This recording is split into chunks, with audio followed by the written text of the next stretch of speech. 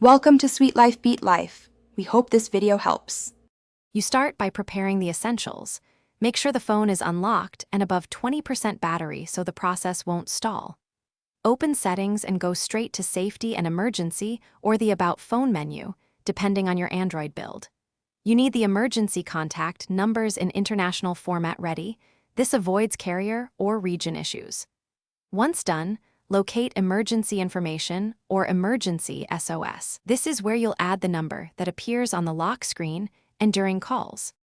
Now add the number. Tap Emergency Information, then Edit, and choose Add Contact or Add Number.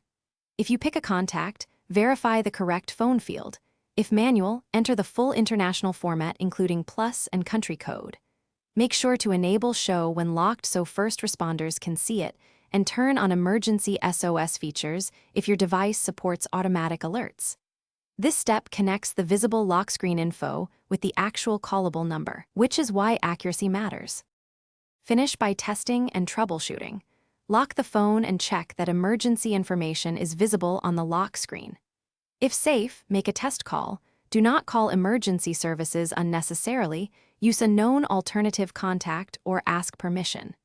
If the number does not appear or won't dial, make sure the Emergency Info app has lock screen permissions and that your Android is updated.